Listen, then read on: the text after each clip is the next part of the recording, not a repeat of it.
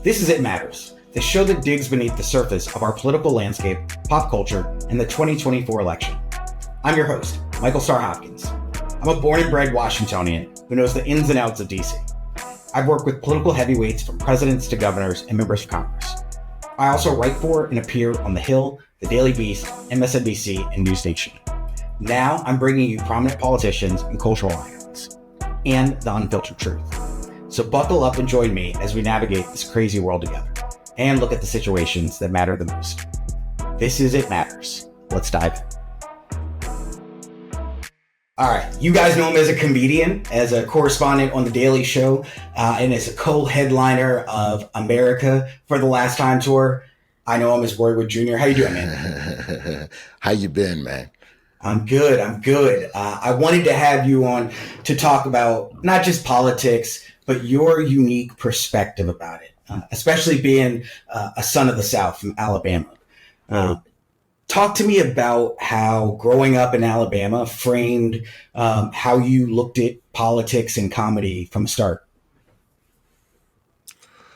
You know, for me, it's been an issue of really looking at, like, Alabama's an interesting place because people go, oh, Alabama. Yeah, but also Birmingham is like 75% black. Mm-hmm. We moved to Birmingham mid-'80s, peak white flight. And so for the most part, I grew up around black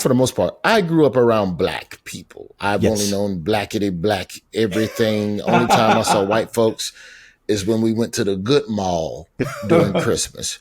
So, you know, this idea of racism and inequality, it was always there. It was a cloud. I was always prepared and raised to be told that there is a monster outside of the house.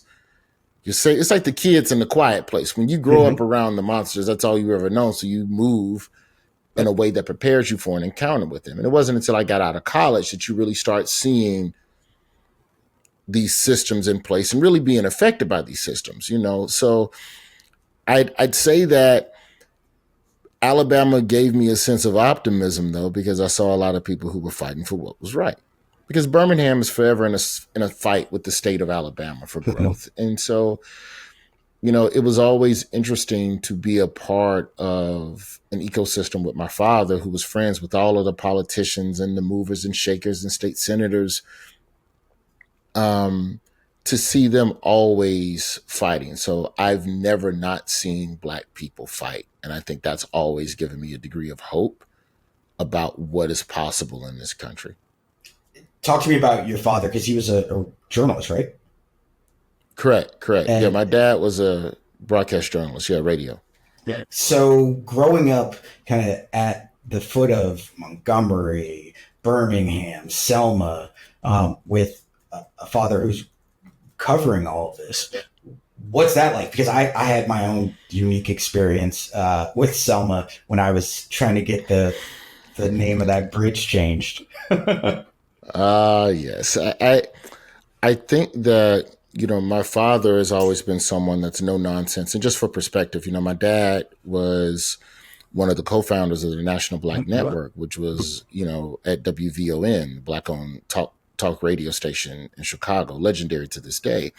And the National Black Network was essentially a syndicated series of news stories, black journalists doing news stories that were syndicated out to other black radio stations. And so it was essentially a black information pipeline, you know, in the radio age. And so my father has always been about pointing out bullshit and seeing what's going on in the world and what's right and what's not, and working to fight for that. And I really think that, being around him and watching him do that tirelessly, and his commentaries on race and politics in America, it really did help to inform me a little bit. You know, we're talking about a man who covered the Soweto riots. He was down in, you know, South Africa. He was in Rhodesia before it became Zimbabwe, covering that Civil War. He was in Vietnam, embedded with black soldiers getting shot at. So he's always taken pride in documenting the black experience globally across our diaspora. And so, you know, the level of detail in which he has been looking at stuff. Yeah. It definitely helped shape my views, but it's not like my dad drugged me to any of this stuff and made me watch him give the speech. It was just who he was, and I was around it, and the rest is osmosis. So, kind of as you grew and kind of grew into comedy, did it just seem natural to talk about kind of social commentary rather than, some joke tellers or some comedians are just straight up joke tellers and some people are storytellers, some people are social commentary. Kind of how did you find your group? I think for me, it was definitely more so it wasn't until I was in like my mid 30s, man, that I really started becoming like what people think of me as today politically. Like you got to remember, I started comedy when I was 19. You write what you know, and all I knew was my roommate eating my food when I'm not home. So I wrote jokes about that. Yeah. And then as you get older, life starts happening and you start having experiences. And then I think that leaves you in a place of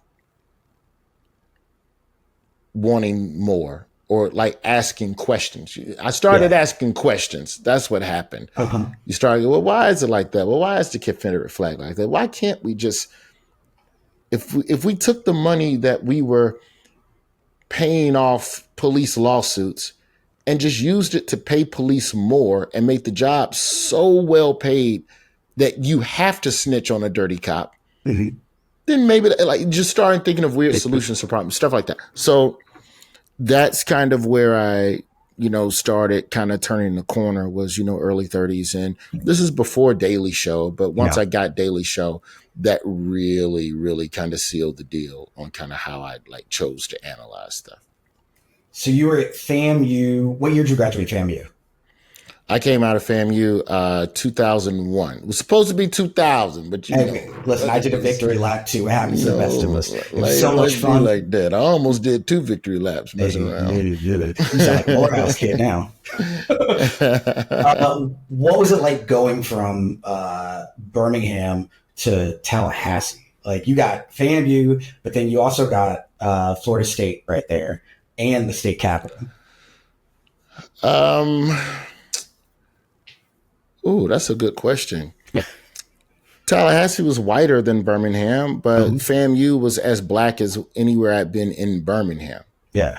So it doesn't really it's funny because like everybody has their first like racism story thing or whatever. You get called nigger playing high school baseball when you play the white schools out in the country. Like it doesn't even make you mad. That's just, all right, you call me niggas, I slid into second base. All right, cool. Cleats up. But, bro, I remember we went in a store. We went in Wilson's, the leather experts. I don't even know if that store is still open anymore. But we went into Wilson's in Governor Square Mall in Tallahassee, and me and my dog, Barrick, we walked in, and the first thing out the sales associate mouth was, "We don't have layaway." Oh, we're like, what the fuck? Not how you doing? Can I help you? What are you just browsing? Just straight up, we don't have layaway. Listen, the South is a wild place, but Florida is a wild place. I remember coming down, I'm a bred Washingtonian. So coming from DC to St. Petersburg, Florida, I thought was country.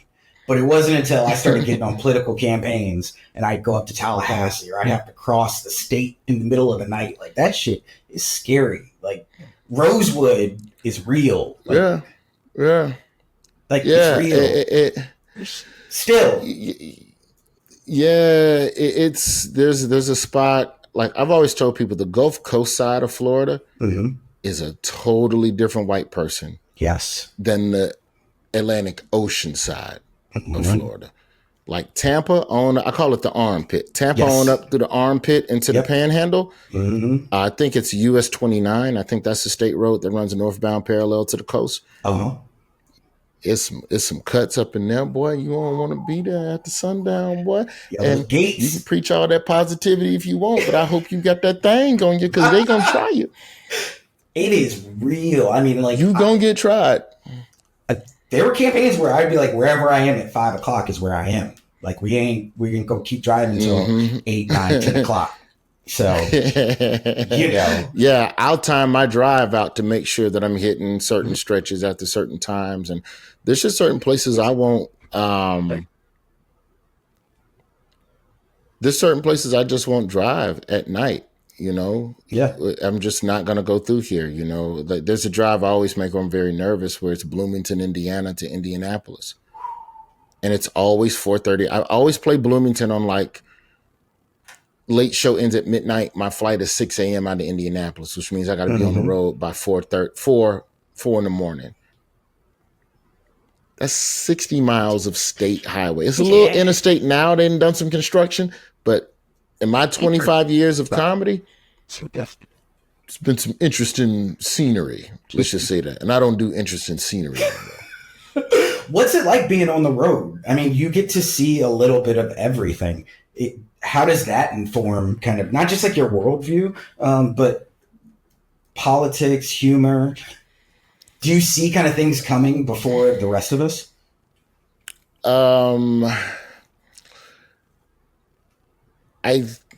What seeing the road, what the road does, and this is why most comedians are the way they are, and I don't think people consider this, is that everybody that's voting the way you don't want them to vote, we have met individually.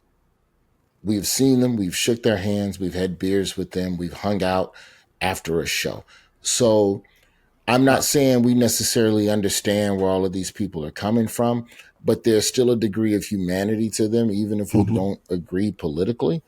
I think the difference between now and 20 years ago is that if you met somebody who didn't agree with you, it was about whether or not taxes should go up this percentage point. Where now, a lot of the stuff we're disagreeing on is just straight up a discussion about people's humanity and people's rights. So it's a lot more divided now in that regard. But, I really do not think that if you've never been or seen these places, like, I'm not saying I defend it, but I get it. I've met broke ass coal miners. Yeah. And if a dude run for office and say, I'm going to bring back coal, they going to vote for him. They not finna do the homework to figure out that the energy restrictions and blah, blah, blah, and that coal is on the way out.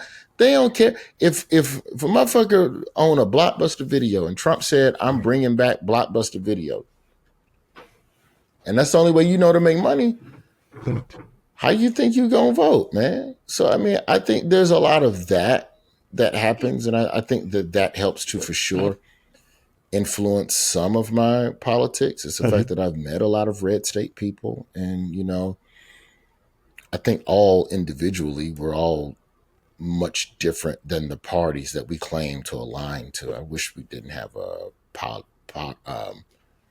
party system.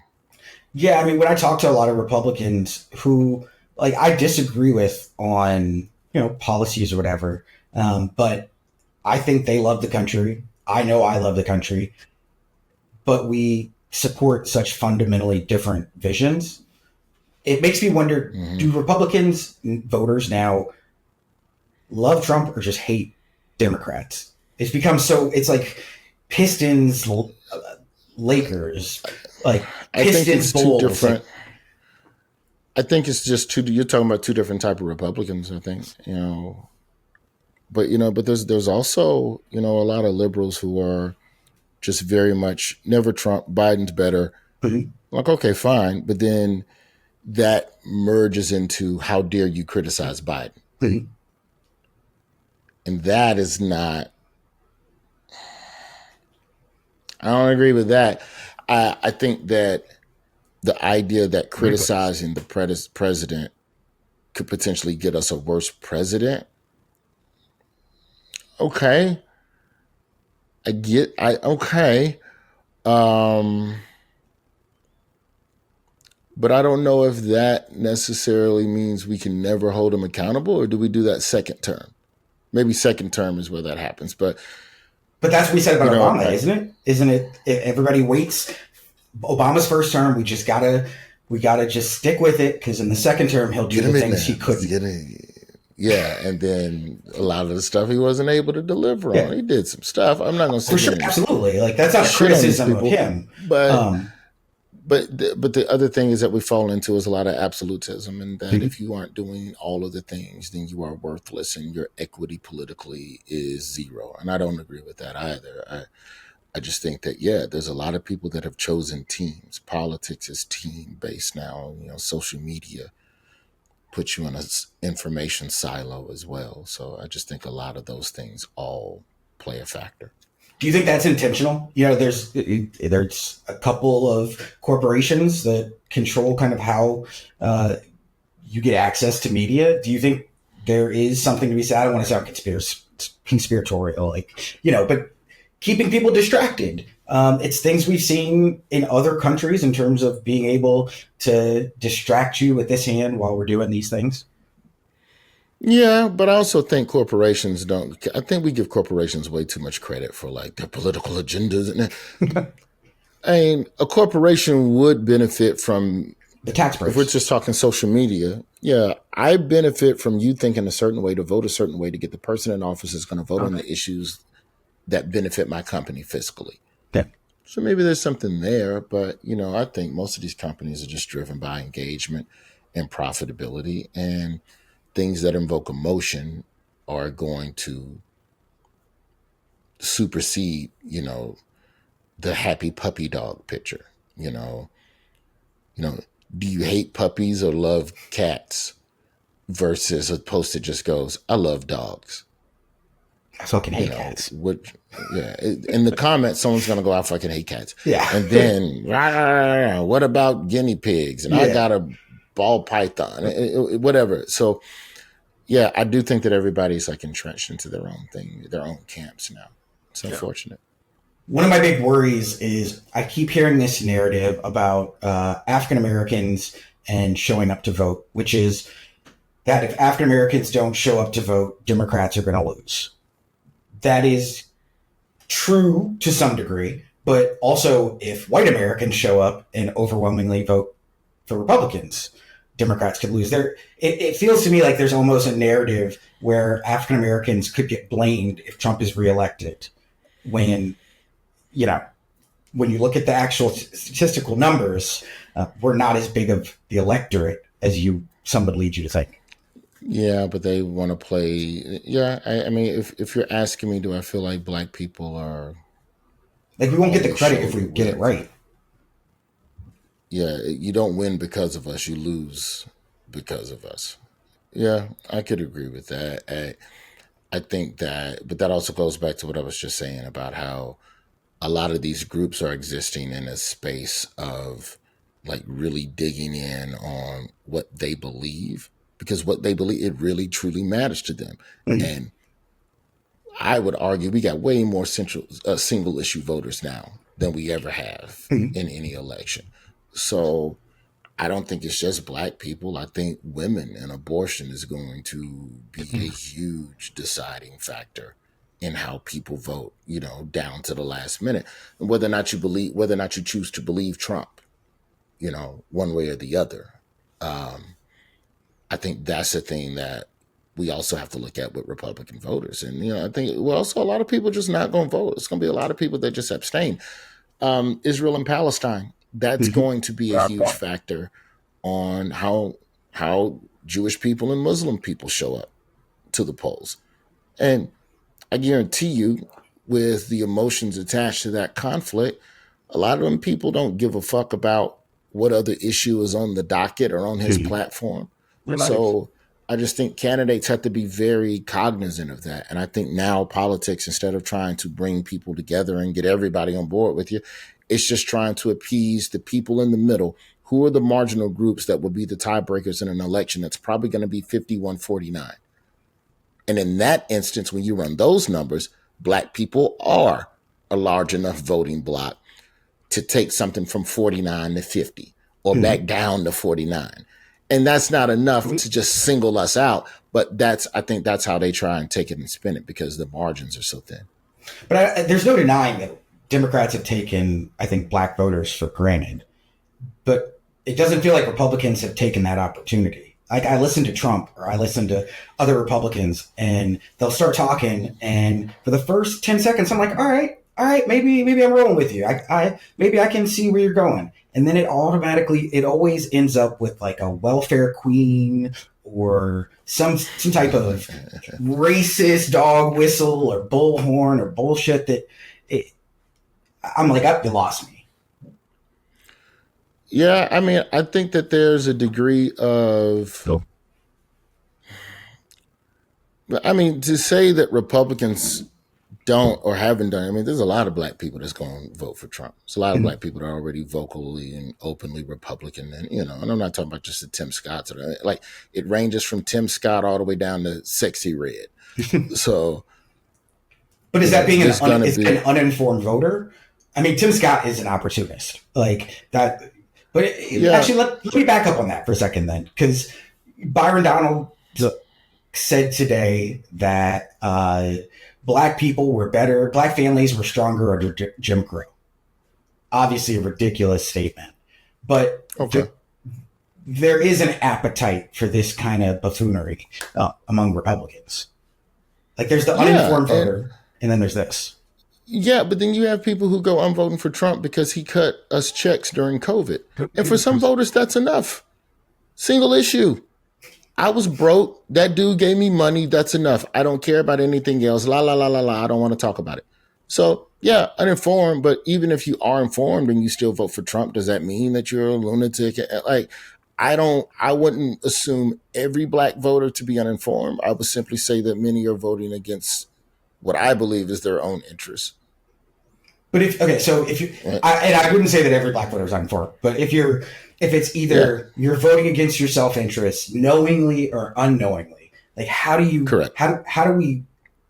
rationalize that? I mean, I get voters who say I am just sick of the process and I sit at home, but if you know what you're doing. Yeah, I've never even tried to understand that. You know, I got a couple Trump voters in my family, and for them, the issue was unemployment. And I got a couple family members who were down bad financially under Obama, and they just felt like shit got better for them under Trump. And so I'm not here to sit down with you and crunch numbers from 2008 and compare the growth curve of your fiscal goal, whatever. Mm-hmm. That's enough for you, my dude. All right, fine, whatever. But I do think that, you're looking to get people who are legitimately voting, sometimes to spite Democrats too. There's a little bit of that as well. But, I don't know how you reconcile that. I don't know how you make sense of that. I do know that yelling at people ain't going to get them to understand you, and tweeting crazy at them ain't going to get them to understand you. That's just never going to be what it is. The same way we got politicians as running game, there's a lot of voters and media members that are also doing the same thing and stirring the pot and filling their pockets. So, I think a lot of people are misinformed, but I don't know how we change the ecosystem of how information is disseminated. And that's the first thing that would have to change before we start talking about how do you reach a voter or how do you get into their mind. That's a whole nother world, boss. As the media landscape changes and we go towards more YouTube channels, towards more podcasts, things like that, do you think that's going to make people more susceptible to disinformation? Or do you think it'll be able to inform more people who maybe weren't turning into, the daily news? It's going to do both. You're going to have people that are more politically active. I'll say this much: for all the political chargedness in this country, I've never seen a country more opinionated about politics than what we are now. Second only to the WNBA. Yeah. All of a sudden, everybody's an expert on that shit now. But I do think that a lot of media is biased. I also think we have to be careful about the word media. Just because you got a microphone and a camera, it's like you are making media, but you are not a journalist. You are not trained, and you are not someone who is trying to look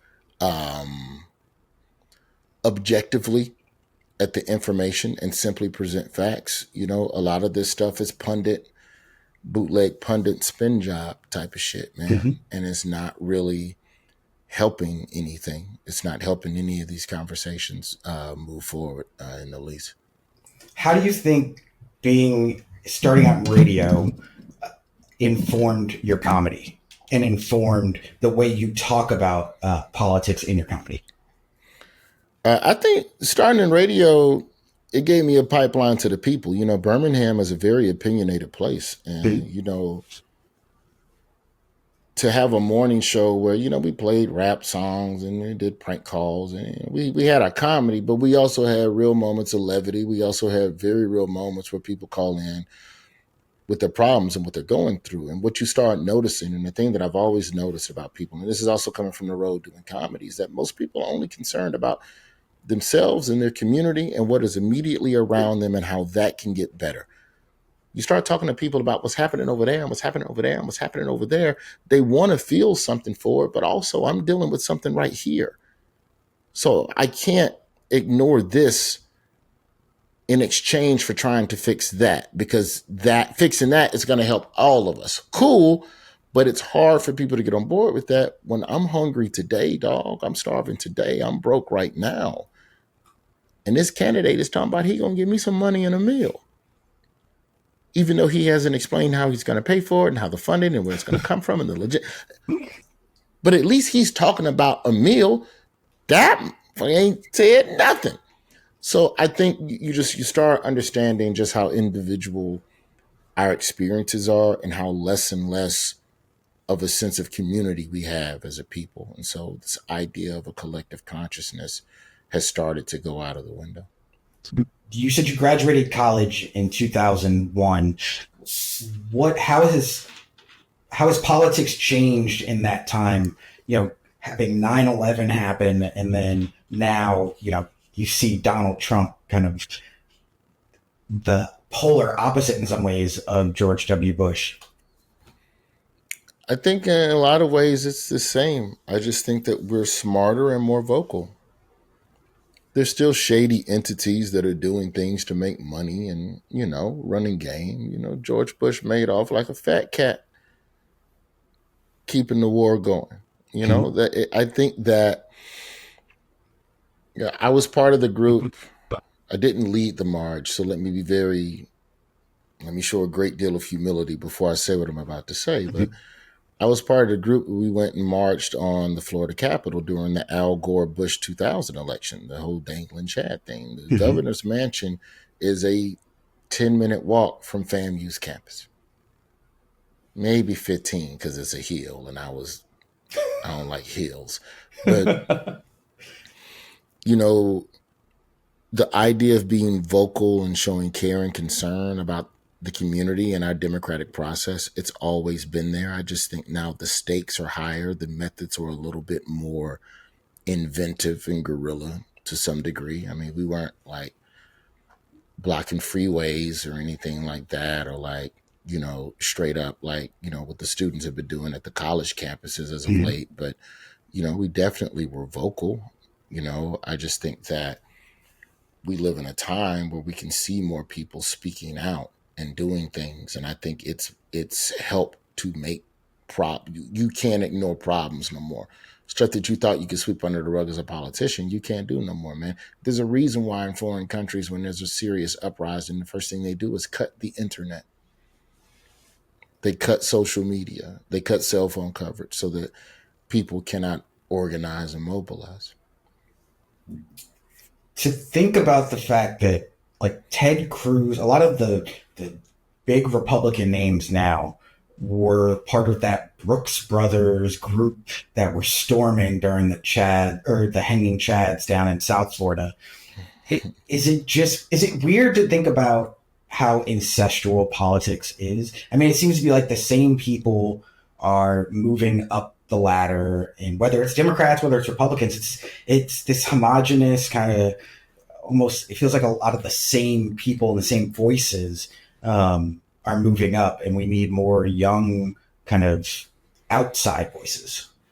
Yeah, I think that takes time, but I think we're starting to get to that point where even Republicans are starting to agree that, it's time to get some youth. The youth are becoming slowly the largest voting bloc in this country. And so, you're going to look up into elections, and to win an election, you're going to need to get more voters under the age of 50 than voters over the age of 50. And the kids that are coming up, this new wave of voters, they are far more politically um, aware than I ever was. I went to the march, Jeb Bush and all of that, but I wasn't out here organizing. I wasn't David Hogg with it. Yep. I wasn't Greta Thunberg with it. I wasn't Black Lives Matter with it. Yeah. A lot of these kids are a lot more serious, and they're not fucking around, man. And to be able to reach them and earn their vote is going to take more than a t-shirt and a cute slogan and some merch. You can get away with that with old heads. Old heads love a free t-shirt. But we love free stuff. Give me a hat. I'm on board. Yeah. You ain't gonna get these youngins. These youngins, you give them a t-shirt, they're gonna go, that's contributing to the waste, and the fast fashion industry is destroying the earth. You're gonna lose a vote fucking around. Give out the wrong merch. So, I think the kids will be all right. I think that, and when I say younger, we're just gonna get like 50-year-olds. Yeah. You might get you a couple another John Ossoffs out of Georgia or something like that, But I think the thing that people really need to be excited about and pay a little bit more attention to is just how many young mayors we're starting to get. In the South, there's a lot of mayors that are at the time, a little older now, but or at the age of 40 or younger in southern liberal cities, in Jackson, Mississippi, and Keisha Lance Bottoms at the time. Mm-hmm. In Atlanta, Randall Woodfin in Birmingham, Stephen Reed down in Montgomery. Like there are a lot of people that are just making moves. I would even say that Cori Bush is part of that youth movement. Absolutely. Out of Missouri. She's in DC now. So I think as the young people get into their mid-20s and 30s, we're going to start seeing more politicians that I believe reflect those views and values. And then as a counter, you're going to see more legislation at the state level by the last bastions of old heads that are still in there, trying to come up with new rules and policies to regulate and keep these people from going to the polls. What worries you most as we head into election season? Disinformation and AI, because people are stupid. And nobody. Is it like the AI videos and audio? Just AI influence. Yeah, you can do audio dubs and copy people's face, like voice and all of that. And like your grandmama falling for the fake message from Joe Biden. Sure, he falls for like the emails. She's still Nigerian princess be getting her. Exactly. These grannies, they be clicking every link in that damn email. You think they can tell the difference or count the fingers on the Joe Biden poster to see that it's got 7 fingers? Therefore, it's AI. They're not. That presents its own type of thing. I mean, on one hand, they were the FBI when it comes to like looking through your cell phone, but on the other hand, email. Yeah. How did your experience? Not just with the Daily Show, but also the White House Correspondents Dinner. How did it form your view of kind of legacy media and the relationship between politics? Because I think one of my big complaints has been that revolving door. To me, with legacy media, I think the biggest thing people need to realize is that all of these people are pretty much friends or colleagues. There may be some little bit of tension because your channel doesn't like my channel or whatever's in the news cycle and critiquing how we cover it. But most of these folks is all cool. I ain't gonna say it's pro wrestling, but it's close. So yeah, I mean, like I started yelling at people, and you yelling at this channel, but love this channel and hate that channel. All of them motherfuckers is out having a drink. It was the hardest thing for me to realize. Yeah. Like when I started at Fox, I was like the black Democrat at Fox when I started doing on air. And it was wild because you'd go on air and somebody would say something really offensive. and you got to keep a straight face and like you can't explode and whatever. And then you get off into the green Yep. room and people are just like, oh, hey, what's up, Mike? Da, da, da, da, da. And you see, you know, an Obama person sitting with a Trump person, and we all go out to drinks and MSNBC. And like, it doesn't matter what green room, everybody kicks it. Bro, I went to Politicon one year. We were covering was it Politicon or was it might have been it wasn't Turning Point USA, but there was some event. Turning Points is like a Nazi, like. No, but these was some black. This is when Candace Owens was still running. They okay. were. I can't remember the event. It's in February or March of every year. All the conservatives get together, like conservative Coachella. Oh, like CPAC. CPAC is what it was. That's the joint. CPAC. Yeah. So I go to CPAC, and man, you'd see a couple liberals slipping in there, you know, to do interviews and cover people. And again, the convention as a whole, weird, but you start talking to people individually and really get into why they believe, and a lot of people don't even know why they believe. And I think that's the thing that's like really sad about, you know, a lot of this. Do you think it's problematic, kind of the way the relationships are, though? I mean, on one hand, it's, you know, it's nice to know that Democrats and Republicans can be professional and interact, and like I enjoy being able to, you know, talk to Mick Mulvaney or people like that. But on the other hand, it does change the objectiveness when you try to talk about certain issues.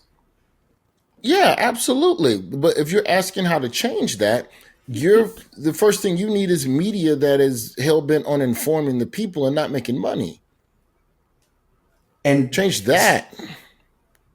I mean, DC's an access city, though. It's everything is all built on access. Yeah, I mean, everybody wants to feel cool and appreciated. Like, nobody wants to be NPR, PBS, and be cast out to the side because you're over there telling the truth every time. Like, no, I want to be invited to the parties. I want to hang. I want to do cool stuff. So, yeah, I think there's a little bit, it's definitely a little bit incestuous, but I just think that so much of this is just companies serving their own interests that hire people who serve their own interests. And I think if you're asking me what's the broader observation in media, to me, it's that. Yeah. You just got off tour with Jordan Klepper. What was that like? And what interesting stories do you have? I don't have any interesting stories. Klepper and I, we're over 40, bro. We go home. I saw you in DC though. Like, did you have anybody like heckle during any of the shows or anything? No, you know what, we didn't. It was actually really love. You know, we did a short run of shows January and February of this year. We might go out again. I don't know what he wants to do. He's still working at Daily Show, and it's an election year. So that's like working a double at your job every day for a year when you're at Daily Show during election year.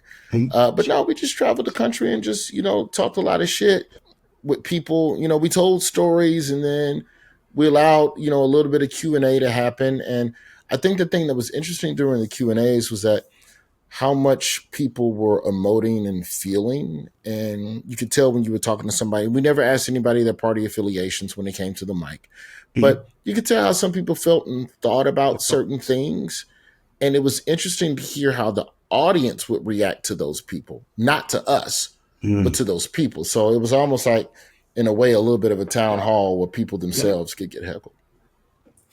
And, you know, as you try to inform yourself heading into this election, what outlets do you look to kind of inform yourself? For me, I enjoy the Wall Street Journal still, which isn't necessarily a super duper news type thing or whatever, but I do like the Journal because it's succinct and it's very it's unemotional. Like if you read the Wall Street Journal, like they don't even use the word happy or excited. They just go, he left in an elated state and then like it's very clinical the way they process news. You know, it's not a wide enough net for everything that I'm interested in, but you know, I try my best, you know, to watch some look like when I travel, I try to watch local news, but even local news is a little bit of like Diet Coke versus having a smoothie. You know what I mean? Like it's better than cable news. Yeah, but it ain't NPR. I like NPR. I like Newsweek. Newsweek helps me process what was versus looking at what's happening and what's coming down the road. To look at what's coming down the road, I like the Washington Post. Here you go. I want to close out with a question about the Edmund Pettus Bridge and how I messed up my attempt to change the name of the Edmund Pettus Bridge. Walk me through it. So for those of you that don't know, during the George Floyd protests, I was downtown. I'm from DC. City's on fire. I'm sad. I go home, have a couple drinks, and decide to make one of those petitions to change the name of Edmund Pettus Bridge. I send it to, I tweeted it, Ava DuVernay, a couple other people, wake up, it's got like 10,000 signatures. So we decide, I've been writing for The Hill and stuff anyway, so it gets picked up by MSNBC and CNN and becomes this big national story because John Lewis dies about my efforts to change the Edmund Pettus Bridge. I get a call from people on the ground in Selma. Who the hell are you? And who the hell do you think you are telling us to change the name of the Edmund Pettus Bridge? Yep. Man, when I tell you I got cussed out so many times, and I didn't understand why. I took everyone. I went to Montgomery and I went to Selma and met with people on the ground during COVID because I wanted to understand why I was getting so much pushback. And as someone who's kind of from that area, talk about where kind of that pushback comes from. Well, I mean, what did you learn? I mean, you can't push out one name to honor a new one. You have to figure out a new way to honor the new name. That's essentially what Alabama is. We don't want to erase the people that have done the thing, that have earned the right to the thing. And is it fully respectful to John Lewis to add his name to the thing? There's also the conversation of just put a statue of John Lewis near the bridge or by the bridge, or which is what we ended up doing. Like that. Correct. And so I'm saying at the time that was the here's the middle ground. What do we do instead? We put up a plaque or something. No, I get that wholeheartedly. Like you're like what you're not going to do in the South is take somebody's name off of something, and white folks feel the same way. You see, they putting them Confederate names right back up. And what I didn't understand was so the governor and a lot of white Republicans actually were supportive of this.